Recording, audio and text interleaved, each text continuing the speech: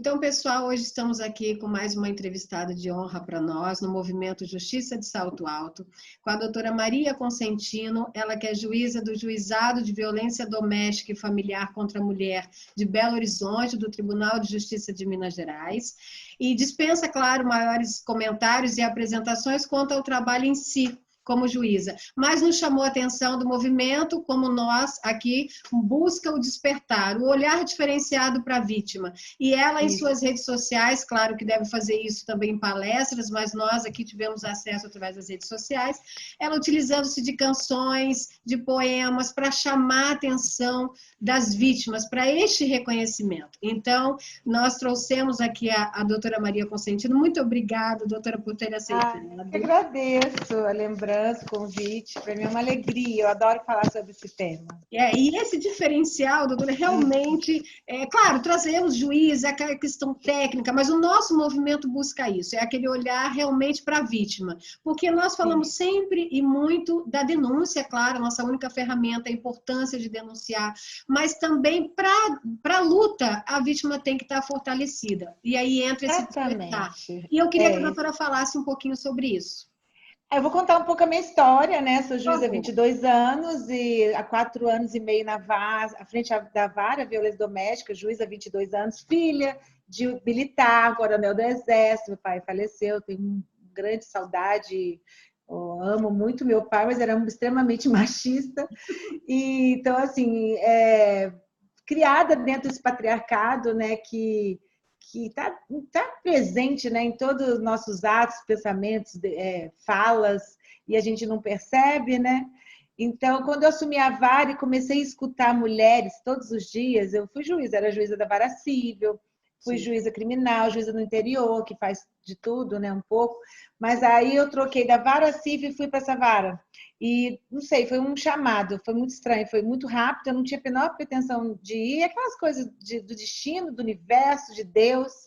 Aí, encontrei com um colega na garagem, ele falou, você viu que abriu? Eu falei, nossa, nem pensava em ir, estava há muitos anos numa vara.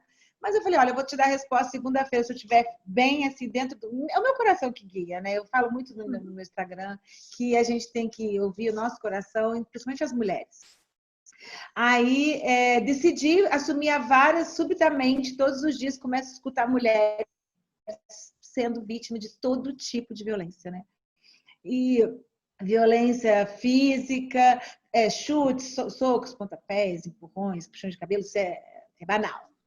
Acontece corriqueiramente dentro da nossa vara esses fatos, as medidas protetivas. E fatos também assombrosos, assustadores, de violências muito brutais contra as mulheres. Então, eu fui me despertando, né? Isso me trouxe um despertar para mim mesmo, a minha pessoa, como mulher, como juíza, né? Eu me deparei com essa realidade, eu falei, meu Deus, que o patriarcado, né? Que o machismo faz, que deu o protagonismo dessas mulheres, a vontade de... Primeiro foi a minha reforma íntima, né? O meu pensar, de pensar que muita coisa que eu passei na minha vida, e todas as mulheres, isso aí não tem dúvida, todos os constrangimentos, dores, pode ser que você nunca tenha sido vítima de uma violência física, mas a violência contra a mulher está presente em todos os segmentos da sociedade, é muito presente mesmo. Quando você faz uma análise pequena, você percebe que se você não fosse mulher, se você fosse homem, você não seria tratada no momento que você se sente desprezada ou angustiada. Isso é fato. E eu me deparei com isso e falei, meu Deus, nós somos tão fortes, né? Porque eu sempre falo, né? Mulher é guerreira. Não, mulher não é guerreira, mulher é mulher. Nasce mulher, todas são fortes. Algumas não descobriram ainda, né? Sim. Então, assim, eu fui pensando assim, meu Deus, eu não quero, né? Meu desejo é que não tenham mais vítimas, né? Eu quero sair do vitimismo, e igual você falou que o seu projeto, seu trabalho é do protagonismo, é do despertar, porque, vejamos, vamos pensar, né? Tem uma frase muito forte que é da Simone de Beauvoir, que me impactou também, que ela fala: o opressor não seria tão forte se não tivesse cúmplices entre os oprimidos. Então, assim, o dia que todas as mulheres despertarem, começar a detectar rapidamente um relacionamento abusivo, entender que aquele homem é um homem que está dentro, inserido da cultura machista, que ele precisa de cura também, né? Sim. Eu chamo de estrupícios, mas coitados, precisam de curas, né? Eles estão dentro desse. A gente fala, né? Porque, tipo assim, são coisas que você vê logo de cara, que você pode detectar e sair daquele relacionamento que é um homem que não valoriza, né? A Sim. mulher, no seu potencial, e a mulher que não se valoriza. Então, não, é esse despertar, é levar a mulher a encontrar a sua força. Porque se ela tem força para aguentar, nossa, eu escuto todos os dias, né? Quando a gente estava tendo audiência, 20 anos de relacionamento, 30, 15, sofrendo. Gente, que força é essa? Que dê essa força para sair, né? E se tornar dona da sua história. Eu sei, eu fiz uma postagem hoje, eu sei que a violência psicológica é um emaranhado, uma teia, né, emocional Sim. muito grande. Mas assim, vamos começar a falar, né? Aí eu fiz uma live com um delegado que ele falou que eu era ativista do empoderamento feminino. Adorei esse cargo. É isso aí que a gente tem que trazer para a internet, né, Rose? Sim. Trazer. E acho que quanto mais a gente ajuda a outra mulher, mais a gente se cura. Porque todas nós precisamos de cura. O patriarcado destruiu. Destrói a sociedade como um todo. Não destrói só as mulheres, os homens, né? Nós estamos no mês de setembro amarelo, que é o mês do suicídio. E entre 10 suicídios, 8 são praticados por homem no Brasil. Então, de onde vem? Vem da opressão da sociedade machista patriarcal, óbvio. Porque o homem é criado sem possibilidade de... Ele só é homem, o mito do macho, aquela questão de ser respeitado só se ele for muito bravo, muito duro. Qual criança que nunca ouviu? O homem não chora, engole esse choro. Essas coisas. Então, essas questões eu acho que estão todas ligadas ao patriarcado, sabe?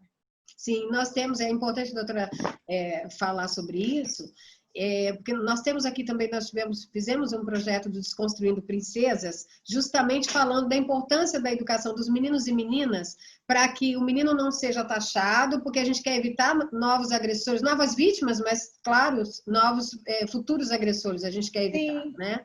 E, assim, exatamente. o despertar, e o que a doutora chama muita atenção, é justamente essa preocupação, porque eu sinto, como mulher, cidadã e advogada, sinto muita falta ainda no judiciário, apesar das nossas evoluções, somos gratos, claro, e estamos evoluindo, galgando aí a nossa participação efetiva nisso, como a própria doutora faz, mas eu sinto falta justamente dessa preocupação com o olhar da vítima, com a situação do psicológico, porque tudo muito técnico e às vezes não é muito assim. Então, assim, a luta dos tribunais da vítima, ela é ainda uma extensão, às vezes, daquele abuso, porque ela está ali toda esgotada emocionalmente e tem que ir para um embate com aquele agressor. Claro, tem todo o direito dele, ampla defesa contraditória, não é disso que estamos falando, mas ela desgastada, envolvendo filhos, falta de condições financeiras e tendo ali uma luta também do machismo, e aí entra o que a doutora fala com muita propriedade, desse patriarcado que está enraizado não só no judiciário, claro, na sociedade, mas que a gente ainda sofre ainda com essa situação nos tribunais. Como é essa luta no dia a dia? A doutora tem esse trabalho diferenciado, mas no geral. Olha, primeiro sobre o trabalho, né, que eu trouxe para o Instagram para compartilhar minhas experiências, é uma coisa, foi um chamado também na quarentena. Eu comecei a transformar meu Instagram como um trabalho social, né? Sim. Trazer informação que é incrível, né? Assim, o alcance que tem e a ajuda que faz, é como se fosse a minha contribuição, que eu posso não ficar egoisticamente no gabinete, sabendo, tendo conhecimento dessa situação e não compartilhar, porque na verdade, é aquilo que você falou, eu não quero só trazer dados tristes, eu quero empoderar as pessoas, tanto os homens como as mulheres, né? Sim. Fazer os homens despertarem, porque o despertar é isso, é quando você começa a enxergar uma coisa que você não enxergava, um novo paradigma. E sobre a questão que você falou do machismo, né, do tribunal, isso aí, quando foi... A lei é muito recente, né? A lei só tem 14 anos para pensar. E quando foi julgada a inconstitucionalidade dela, a ministra Carmen Lúcia falou muito bem, nós estamos construindo um novo paradigma. Então, isso é uma construção diária, né? Olha, Rosa, eu vou te falar. Se eu não assumisse a vara, eu fiz live com juízas, eu não teria essa visão. Eu não teria. Então, eu acho assim que as pessoas precisam, porque uma coisa é você ter conhecimento, você pegar um processo frio, um papel, né?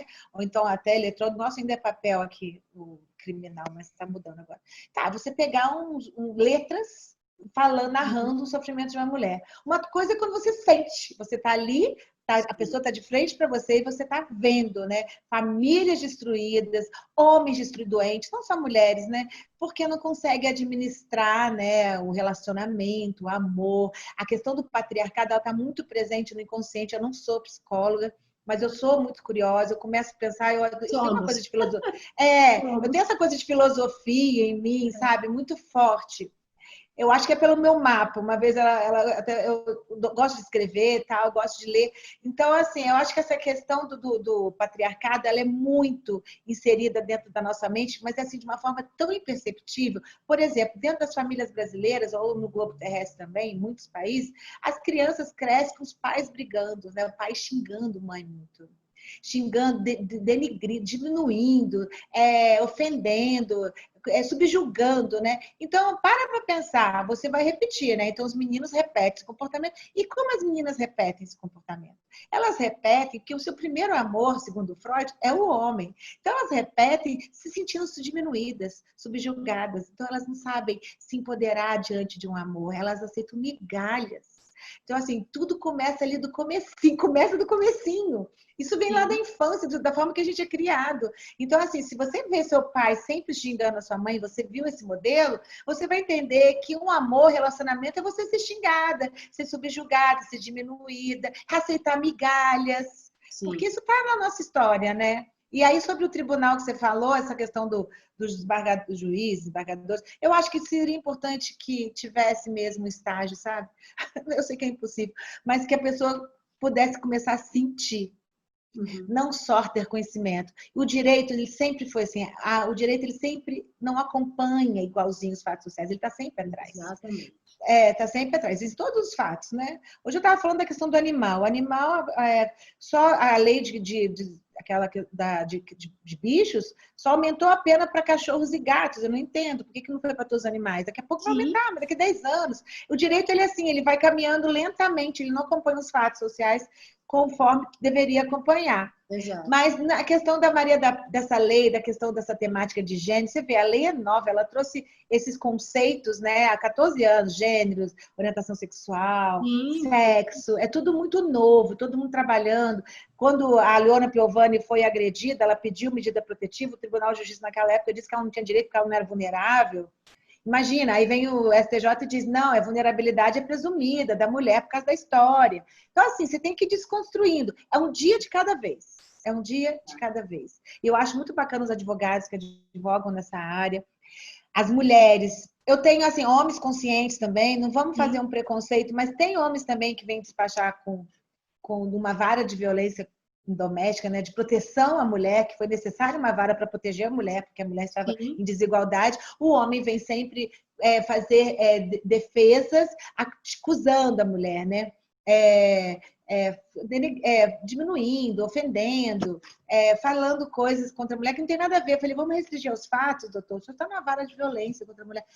Da defesa da mulher. Então, a sua defesa não pode se adstrir só a questão da mulher. Sim.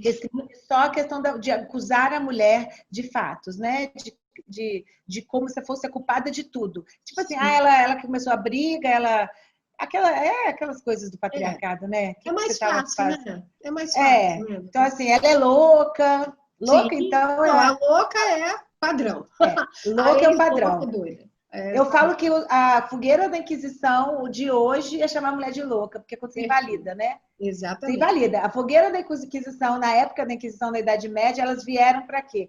Para podar todas as mulheres livres, independentes, fortes, que não subjugavam, que não aceitavam os padrões. Aí todas foram morrendo.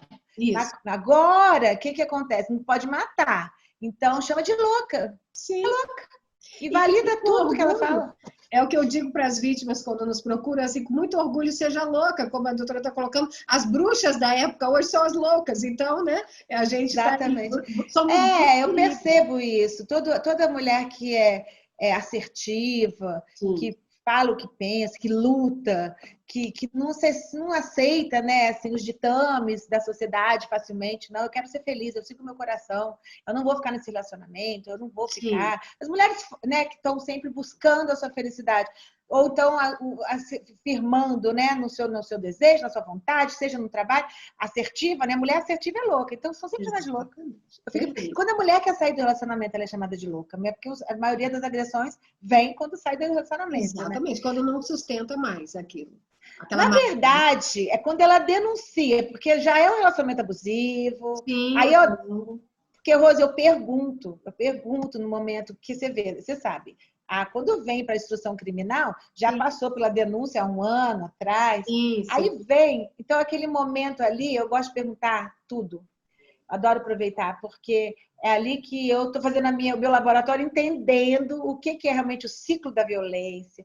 Quando a mulher denuncia, são poucas que denunciam a primeira vez que ela foi ofendida.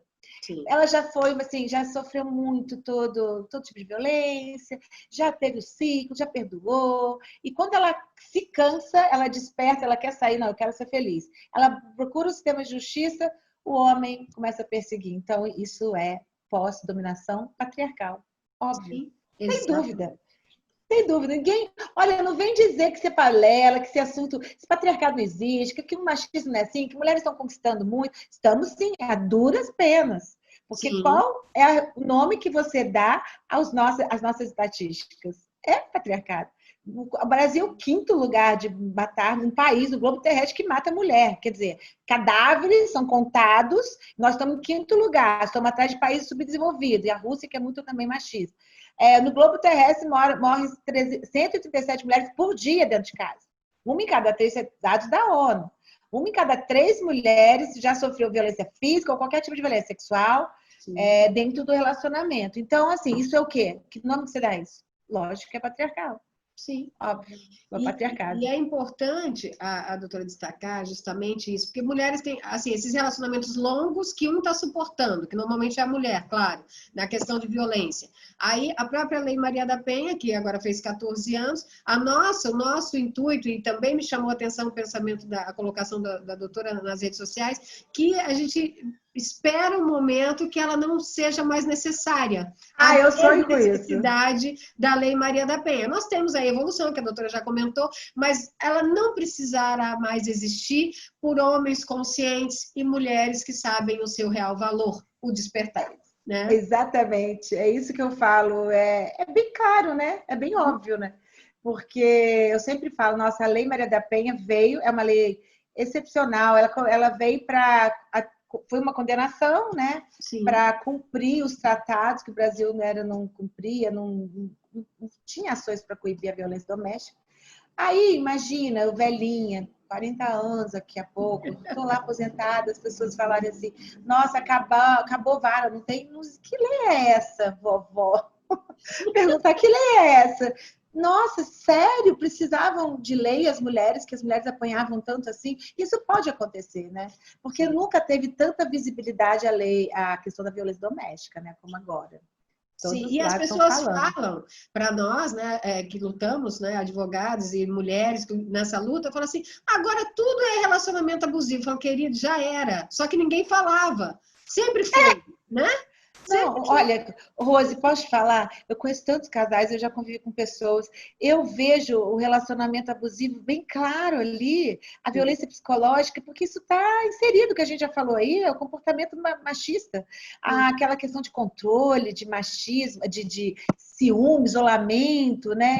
Exagero, controle com sua roupa, seu cabelo. Aí a mulher confunde com amor no começo e vai Ciúmes, deixando. né, que é cuidado, e não é. Por quê? Porque nós somos criadas, né, assistindo os contos de fadas e sempre acreditando no final feliz, né? Sim, No sim. príncipe que chega e acorda, beija a Bela adormecida, a Branca de Neve, sei lá, as princesas, e tem um Exato. final feliz com aquele homem lindo, perfeito, e as mulheres buscam esse final feliz, não aceitam. É muito difícil você reconhecer o seu projeto falido, que ele é falso, que ele é falido, que ele não é aquilo que você sonhou, porque isso que acho que é a projeção da mente, que a mulher insiste, aí no começo ela fica confusa, não é bem assim, não. Tivemos uma briga. Uhum. Tivemos uma briga. É engraçado que não sei se você viu, o Real Housewives de Beverly Hills, que é aquele reality que passa no Netflix. Isso é de 2011, 2010. E tem uma mulher lá que foi casada com... Ele se matou, com um banqueiro. E você assiste, ela sofria violência física, tudo. Ela parecia roxa, as amigas ficavam assim, todas de Beverly Hills, riquíssimas, banqueira. Ela falava assim, por que que você aceita, você suporta? É o que todo mundo faz, julga muita mulher. Sim. Ela falava assim, nós tivemos uma grande briga, e ela estava com o olho roxo. É muito doida essa questão. A Hebe Camargo tá passando toda quinta-feira. Ela disse que ela voltava para ele, ela era vítima de violência psicológica e também chegou a ser física, e ela disse que voltava para ele porque a sociedade não aceitava uma mulher sem homem. Olha só, há pouco tempo atrás. Ela é Hebe Camargo, mulher com aquela luz, independente financeiramente, com uma energia, uma vibração, uma vibe maravilhosa, forte, alegre. Ganhava o seu dinheiro, achava que ela se sentia mal quando ela chegava nos lugares sozinha, sem um homem do lado. Porque tem o enquadramento, e aí entra o que a doutora bem coloca, do patriarcado, o enquadramento da mulher. E é bom ressaltar isso, que a maioria das mulheres que têm luz, estrelas, e que são maravilhosas e incríveis, porque a gente trabalha isso aqui, inclusive no movimento. O abusador, ele gosta das mulheres incríveis, né? Não que todas nós não sejamos, que todas nós temos, né, uma intensidade, o nosso brilho, mas aquelas fortes, que querem mudar, que querem... As despertas. Exatamente, é exatamente isso. Então, a mulher que tem as estrelas, quantas nós não conhecemos? Tina Turner, Elis Regina, Hebe Camargo, mulheres lindas. Madonna sofreu violência física do Champagne. São amigos hoje, mas ele colocou ela dentro da cara. Sei lá, botou o corpo dela, metade do corpo dentro do fogão, sei lá. Exatamente, uma coisa horrorosa. Foi muito violento na época, foi bem violento. E a Madonna. Sim. A Rihanna, né? Rihanna.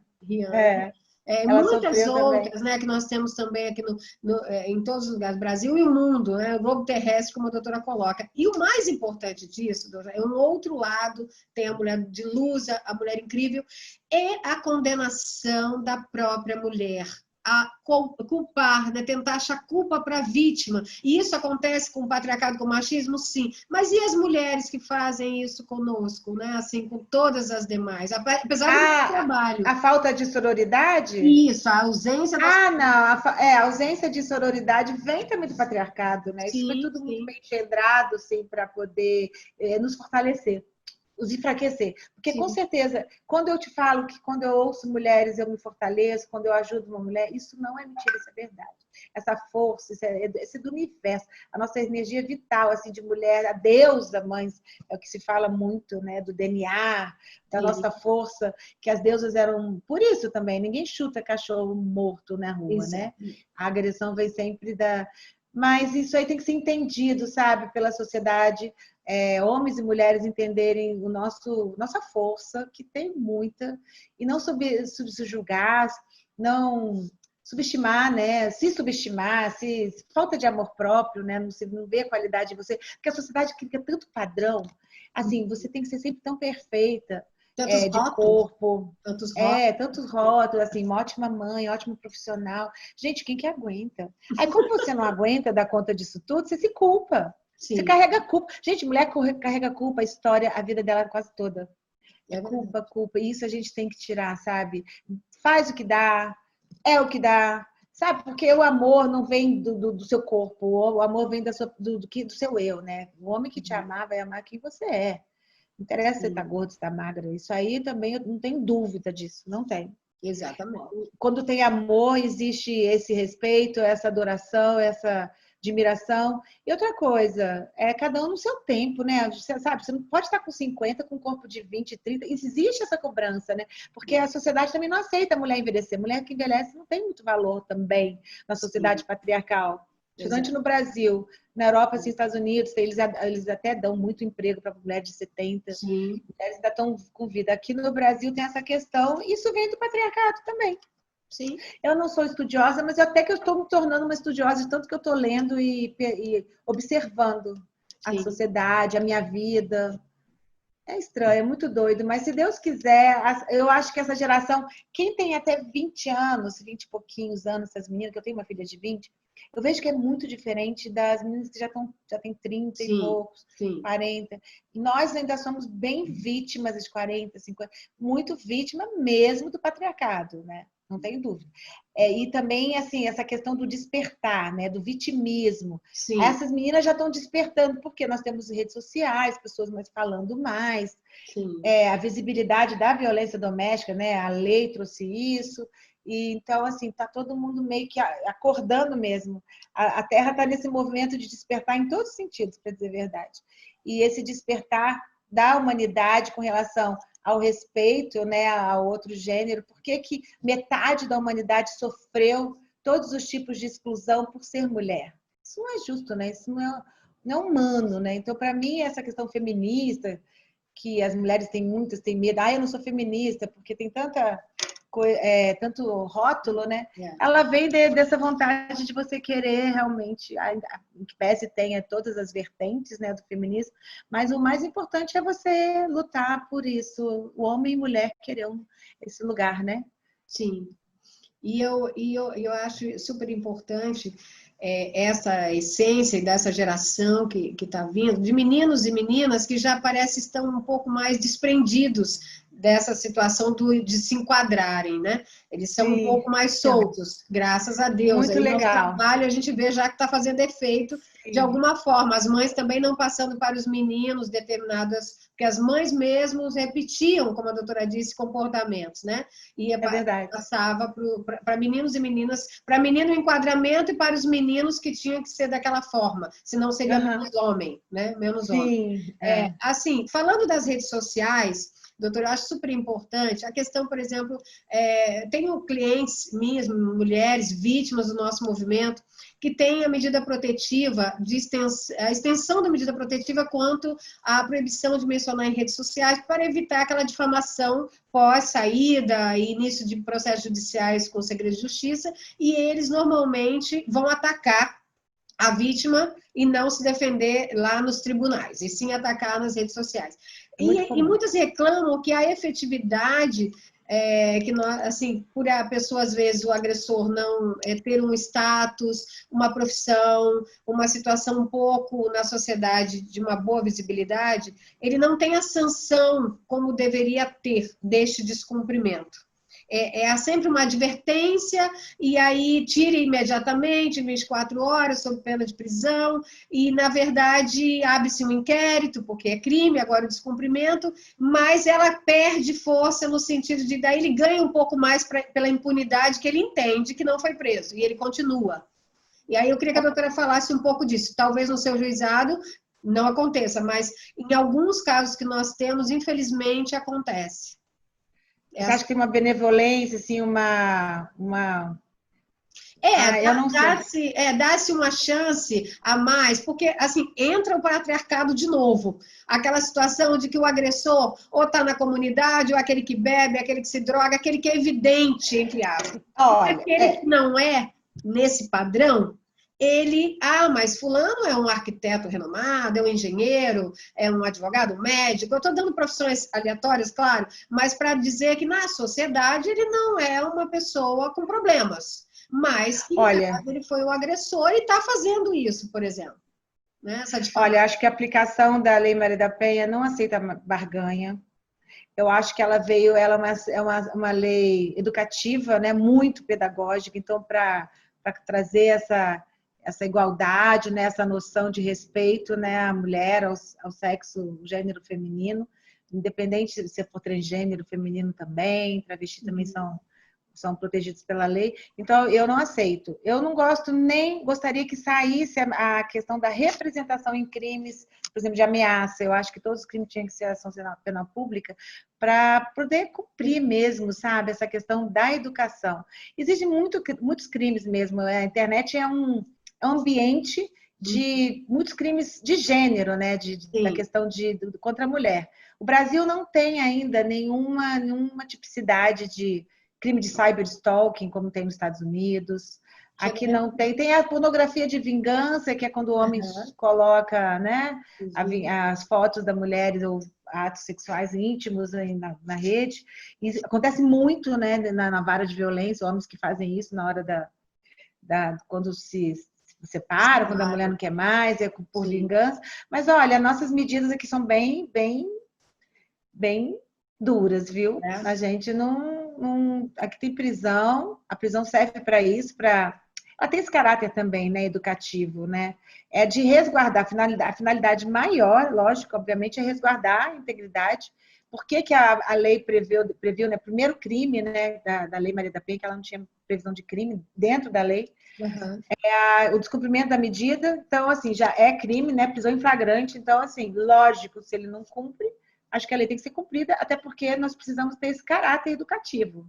Sim, é muito importante. Pedagógico, né, doutora? Pedagógico, preventivo. Mas as vítimas ficam, e aqui a gente recebe bastante reclamação nesse sentido, porque abre-se um inquérito para se apurar uma situação que, no caso, a gente entende que no caso de uma violência física, para um descumprimento de distância, é mais fácil, tipo, o flagrante, ok. No caso da rede social, seriam ali os prints, ainda que haja comprovação. Mas tem uma questão. Muitas vezes os perfis são falsos, anônimos.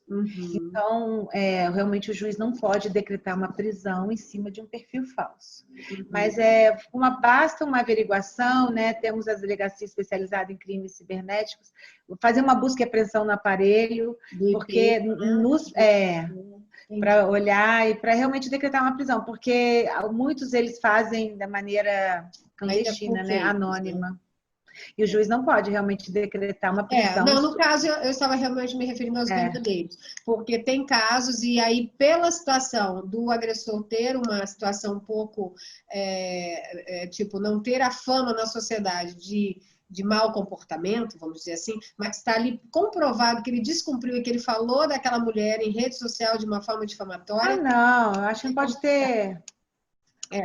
Há casos e casos, né, doutora? Infelizmente, Não, a lei está assim, ela tem que trazer mais efetividade à lei, sim. Tem muitas questões que precisam ser trabalhadas, discutidas e trazer mais efetividade à lei, no caso da competência híbrida, que seria o juizado, a maioria do Brasil inteiro, os estados não fazem isso, acho que só o Mato Grosso, eu estou falando aqui na minha coordenadoria para o tribunal já começar a pensar, porque realmente exige uma mudança administrativa, mas que a mulher chegue no juizado e ali ela resolva todas as suas questões, que é assim que prevê a lei, né?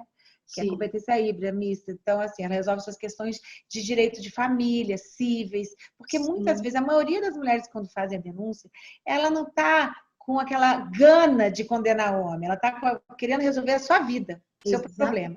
E isso significa o quê? Importa também resolver a questão de família, de guarda, de alimentos, né? Então, isso é muito importante os tribunais pensarem e trazer essa competência híbrida, sim, que isso vai aumentar a proteção da mulher, e isso eu acho que é importante para a efetividade da lei.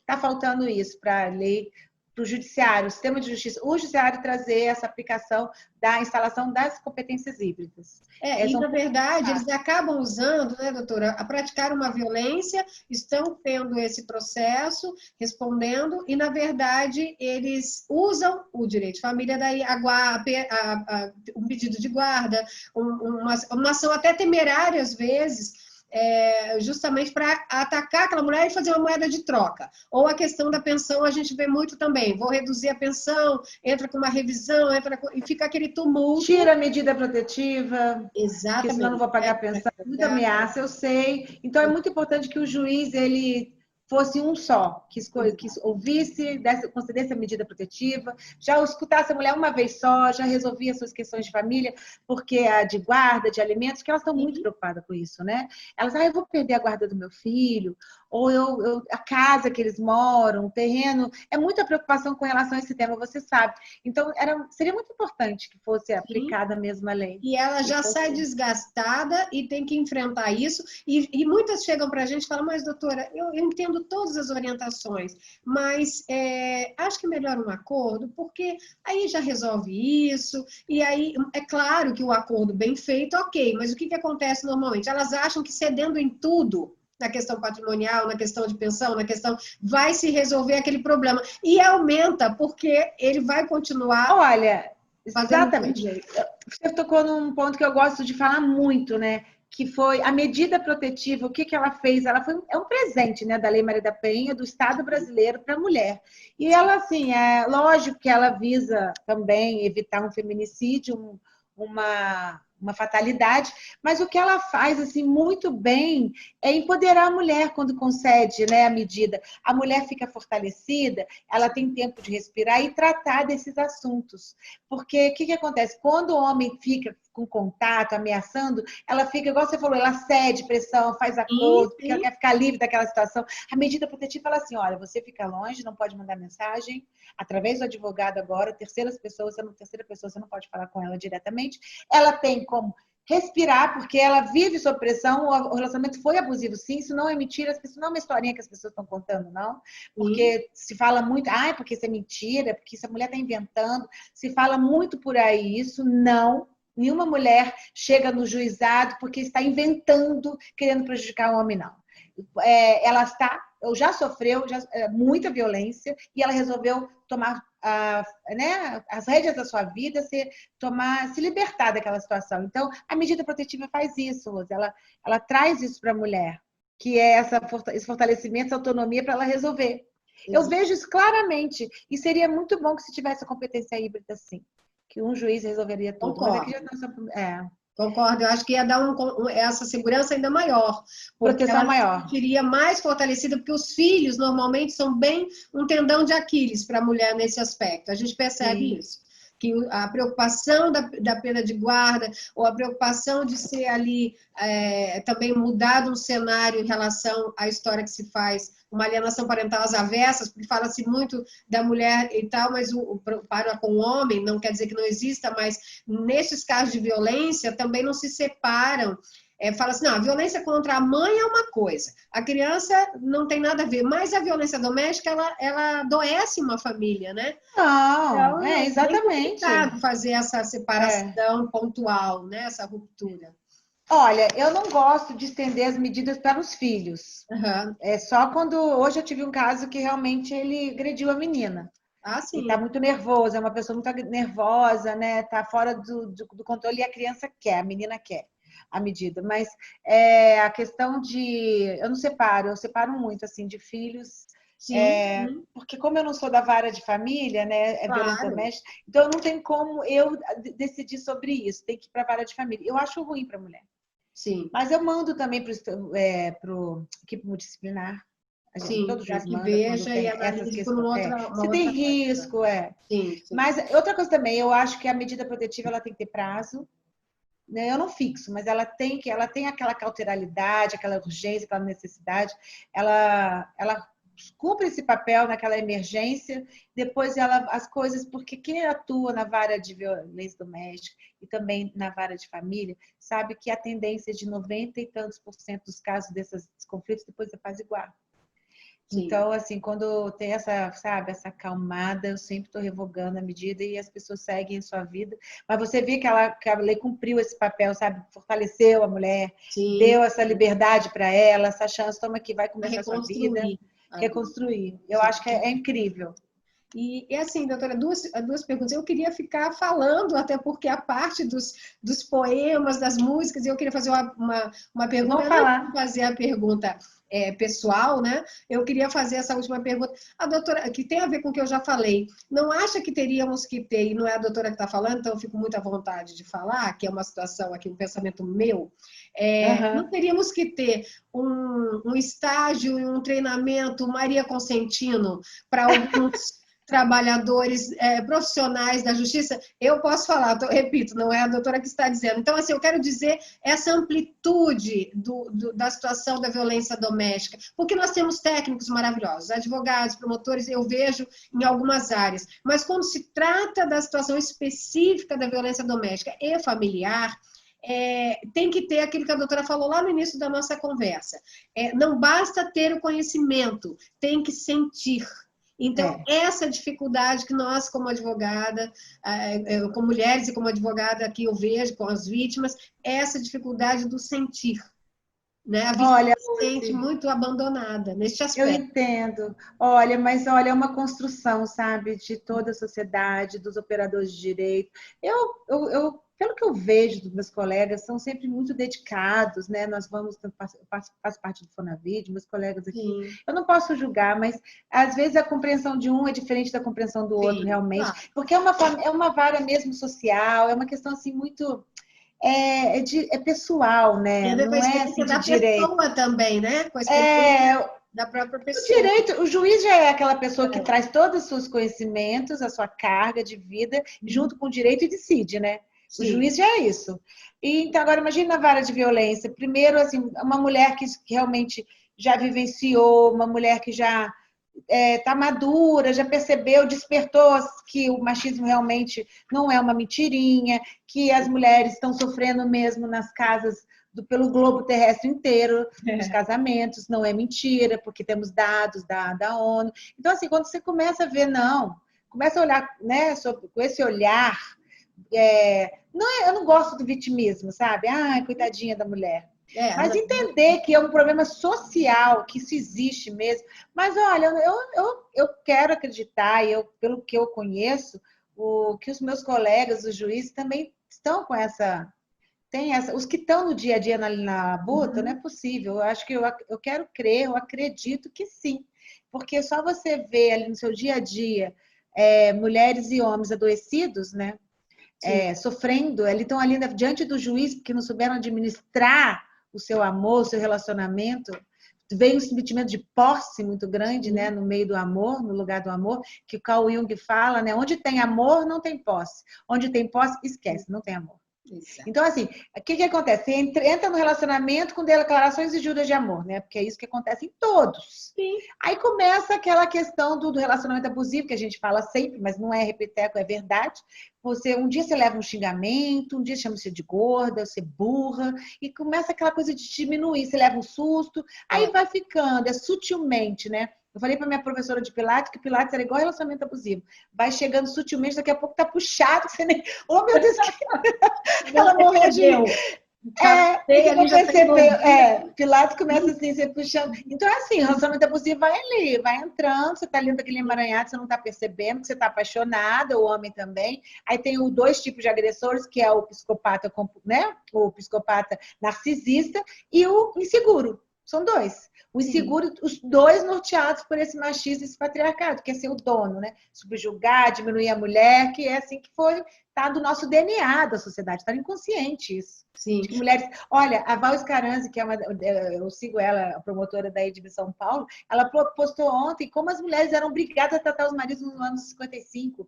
Quando ele chegar do trabalho, você não questione nada, tire o Sim. sapato dele. Como ser uma boa esposa? Isso tem 60 anos. É É, muito pouco. é, Nós estamos construindo, né? Como sim, a Carmen Lúcia falou, nós estamos construindo esse paradigma, novo paradigma. exato. E Graças a nós Deus. estamos fazendo a nossa parte. É. E assim, a pergunta que eu queria fazer, pessoal, é que eu vejo um tom ali da doutora artístico, né? Eu também tenho formação artística e eu percebi isso e acho, eu queria saber se a doutora queria ser, na verdade, atriz, porque os poemas e as músicas, o Estranha Loucura, que eu faço Eu adoro. Minha da estrela Alcione, né? é o senhor. E também Clarice Lispector, que nós amamos, Não, claro, Clarice. que é assim, Clarice, né? eu não sei, eu acho que ela tá assim encostada em mim quando eu falo. Parece que sou ela sou eu. Porque, assim, os que eu falei, né? Os textos dela que eu já. Eu tenho até um para publicar essa semana. Eles são textos que falam da mulher que não se enquadra, a mulher que é livre, que segue seu coração. E exatamente como eu sempre me descobri, como eu me descobri. Eu também adoro. Você se torna mulher, né? Como Sim, a ela Simone de Beauvoir mesma fala, é diz. verdade. É como Sim, eu me descobri, realmente. Eu sempre segui, o meu guia é o coração, realmente, a minha bússola. Eu acho que a melhor forma de você viver é você seguir. Às vezes as pessoas te acham louca porque você está tomando decisões assim, pelo coração, mas você vai ver que lá no fundo você está certo. Então, assim, mulheres, né? Essa questão minha da poética, da coisa poética, artística. Eu queria ser, quando era novinha, eu me casei, né? Minha história, eu vou contar no TED. Eu me casei com 19, me separei com 20. Foi um casamento bem armado assim. Meu pai era mais casamento dele do que meu. Aí depois eu decidi que seria juíza. Eu estava vendo um filme, um filme americano, uma mulher entrou no recinto e todo mundo levantou. Eu falei, o que é isso? A mulher. Aí era uma juíza. Eu falei, nossa, eu quero ser isso. Só que a representatividade disso, da época, eu não sabia. Eu queria ser respeitável. Lógico que eu não queria que ninguém levantasse. Mas na hora, porque meu pai me criou para ser mulher de alguém. Meu pai me criou para ser sempre. Eu falava que ia ser juiz, ele falava assim: isso é muito difícil. Tanto é que quando eu passei, ele falava para Deus e mundo, porque ele, dentro do patriarcado machista, ele achava que eu não era capaz de julgar, de ter uma função de julgar a vida dos outros. E o que deu mais orgulho ainda, né? O que deu mais a ele, mais orgulho ainda. Orgulho, sabe? Ele repetia, eu entendo isso dentro dele. Ele foi criado dessa questão do patriarcado, que não valoriza tanto a mulher. Mulheres são para servir, para serem esposa. Meu pai era assim. Exatamente. Então, assim, aí você vê as músicas da Alcione. Essa música relaciona. Quando um dia eu escutei ela, eu falei, meu Deus, me estranho, loucura. Voltar para você, você sempre ter razão. Então, essa é aquela coisa, um relacionamento abusivo romantizado, né? Sim. Que a sociedade faz isso, romantiza todo o relacionamento abusivo. Como eu falei, a gente teve uma grande briga, ele ama, grande paixão, daí a pouco veio pedido de desculpa, lua de mel, é tudo lindo. As pessoas falam, nossa, mas como que é relacionamento abusivo? Será se... Como a mulher suporta? Gente, não é horrível o tempo todo. Exatamente. Tem os momentos... Não, os e a momentos definição que a gente busca sempre é que a mulher vai pautando o valor dela. Aí traz flores. Então, ela vale um buquê de flores, ela vale uma cesta de chocolates, ela vale aquelas desculpas ali para se encerrar ou para justificar e volta a lua de mel e fica naquele ciclo que a gente sabe. Ela anula tudo que ela já viveu de ruim porque ela acredita no projeto do final feliz do príncipe encantado. E assim nós somos criadas lá dentro de casa. Exato. Então, a gente brinca, aí a gente vai lutar por isso. Fica romantizando. Então, essa a Clarice Lispector, aquele texto, né? Sou como você me vê, posso ser leve como uma brisa, forte como uma ventania. Ou então ela fala, não me peça para eu ser, eu não gosto de estreito, eu não caibo no estreito, eu nasci livre, eu não gosto de metades. Eu me identifico muito com isso. Eu fui, né? Acho que mulheres despertas se identificam com Clarice Lispector. E as que não estão despertas estão despertando, porque todas são fortes, apenas não se descobriram ainda como tal. Exatamente. Eu sempre falo isso. Eu falo isso também no movimento. Umas sabem, outras ainda não, mas todas são fortes e capazes. Que legal o movimento de vocês. Oi? Que legal, parabéns pelo seu movimento, por esse trabalho. E até o nome, doutora, falando, o nome Justiça de Salto Alto tem a ver com esse empoderamento, que, na verdade, eu escolhi, porque o abusador ele vai desconstituindo a mulher, que normalmente ela é uma mulher glamurosa, ele vai desconstituindo em alguns casos, e depois, quando ela vai se reconstruir, ela volta a se empoderar, a se reconhecer, a despertar, e aí volta com salto alto. E veio também de uma análise, um estudo psicológico na época, psicossocial, que eu estava como advogada, e a vítima e o agressor estavam fazendo em várias famílias daí. E ele mencionou, quando ele estava falando com o psicólogo, ele ouviu barulhos de salto no corredor, e mencionou para o psicólogo que deveria ser a esposa, já num processo de litígio, etc., a ex-esposa no caso, que o jeito que ela pisava o incomodava, naquele momento já fortalecida. E aí, então, me despertou que isso, de alguma forma, realmente... É um poder. É um símbolo, né? Que a mulher se sente realmente um pouco mais plena, um pouco mais chamando mais atenção, e isso incomoda quem não quer isso, de alguma forma, né? Então, tem a ver também com esse empoderamento. Eu queria que a doutora deixasse a sua mensagem para as mulheres. Peço licença e me arrisco aqui a dizer que é assim, a juíza, a nossa poetisa jurídica da rede social, e eu vou pedir licença para também, se possível, poder, às vezes, colocar no stories, nos stories, assim, você falando, posso chamar de você e pedir licença para isso. Esse Estranha Loucura, eu só não repostei. Pode repostar, é para repostar. E é divino, porque a gente ouve, a mulher que está ali na situação, ela vai se identificar, e às vezes já ouviu várias vezes e não se atentou para o fato que trata-se disso. E as mulheres glamurosas sofrem relacionamentos abusivos, infelizmente. É porque não se descobriu. São glamurosas, mas estão aceitando migalhas, né? Estão aceitando migalhas porque assim fomos criadas, né? Aceitar o resto, não ser... valorizada, não ver o seu valor. É um recado que eu sempre dou para as mulheres. Por favor, né? Antes eu vou te falar, faça a repostagem assim que eu fiz para isso mesmo, para despertar. Ela fala, né, nessa música, é tentar te entender sem não ser entendida. Sim. Nossa, é assim, é muito duro, né? Você ser obrigada a entender, mas nunca ser entendida. Você aceitar sempre o lixo, sempre Cortar a migalhas, situação. sempre estar ali como última opção, que nos relacionamentos desses antigos, né, as mulheres vigavam naquele sofrimento, o homem ficava com 2, 3, não sei quantas mulheres. Então, assim, o recado que eu dou para as mulheres que é o meu recado do dia a dia, que a gente tem que lembrar que o patriarcado ele é forte, ele está aqui dentro do nosso DNA também, né? Sim. Nossas mágoas, nossos machucados, os nossos dores, então vem disso. Então eu tenho que lembrar também todos os dias, e vou lembrar todas que estão me escutando. Se olha no espelho todo dia e veja a sua força, seu valor. É a tal da autoestima, isso não é brincadeira, isso não é besteira, isso é sério. Se amar de verdade, porque se for verdadeiro esse amor por você, você não vai aceitar que entre na sua vida que não seja só para somar e trazer felicidade. Você não vai aceitar migalhas, né? E vamos pensar na frase da grandiosa Simone de Beauvoir. Os opressores não seriam tão fortes se não existisse força e cúmplices oprimidos. Então, não vamos ser cúmplices. Jamais. Não vamos ser cúmplices do patriarcado. Como nós somos cúmplices do patriarcado? Aceitando migalhas, se diminuindo, se subjugando, aceitando ser xingada, aceitando ser terceira opção. Amor próprio. Sim. Amor próprio é tudo, e acho que Resolve. O tempo é esse. Resolve. Não é? O amor próprio é o remédio. A gente ouve tanto na internet, lê tanto sobre isso, mas é o remédio, é o despertar. Sim. Uma mulher desperta, ela vai saber entender rapidamente que ela está dentro de um relacionamento abusivo. O primeiro xingamento ela já vai, né, detectar rapidamente. Sim. Que ele pode ser um abusador, já fica com o sinal amarelo. Se ela começar a perceber dentro o excesso de controle, ela perder a individualidade dela, deixar de fazer as coisas, abrir o seu espaço, não abra o espaço da sua vida, porque a pessoa que vai chegar na sua vida, ela vai acrescentar, você não pode deixar os seus amigos, sua família, né, o que você gosta, os seus gostos, os seus prazeres, tomar o vinho com os amigos, porque é aí que começa o relacionamento abusivo, quando você vai entregando a chave da sua vida. Você vai entregando para a pessoa porque entrou, porque ele é o seu amor, o amor da sua vida. Aí depois você se perdeu. Aí para se encontrar, precisa de ajuda. Exato. Então vamos ser despertas, não vamos aceitar nada que entre na sua vida que não seja para fazer sorrir. Eu falo isso.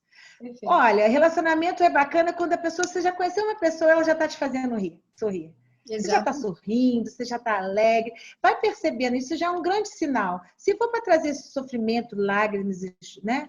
E caos, não precisa. Porque o universo está lotado de possibilidades de felicidade. Por que você acha que a sua felicidade está numa pessoa que te subjuga? Exato. Que é um machista, que precisa de um tratamento também? Não é você que vai ser salvadora dele, não. Ele tem que se salvar sozinho.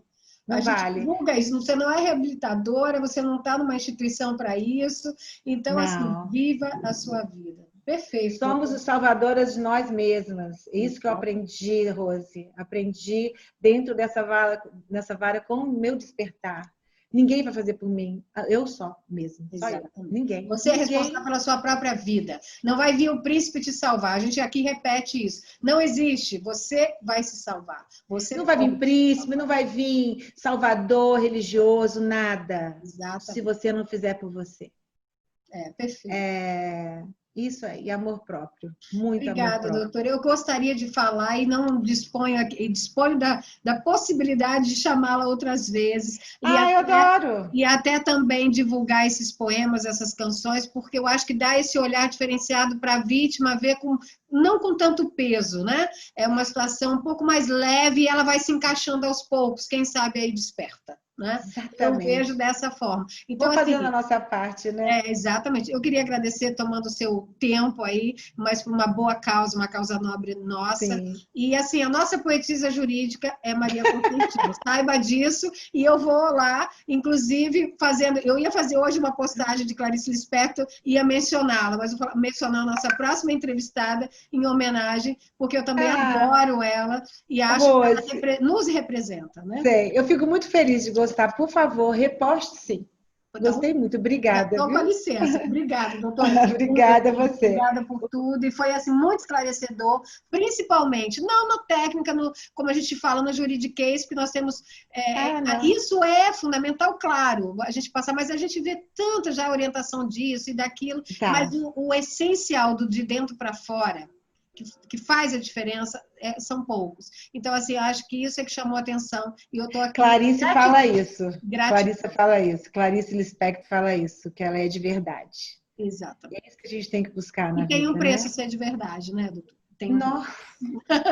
Bem alto. Então, assim, muito obrigada. Um beijo. Ficamos aqui mais uma vez com essa entrevistada de honra aqui, que deu uma aula não só de humildade e de parceria com as vítimas, que muda esse contexto e um novo paradigma também entre o distanciamento de juiz, judiciário e vítimas. Eu acho que isso é o mais importante, porque elas já se sentem tão diminuídas, e aí uma juíza falando a linguagem, uma questão mais poética, parece que traz para próximo, para perto. Que Parece bom. não traz, né? Mas obrigada, um beijo, tudo de bom, agradecida. Gratidão, me traduz.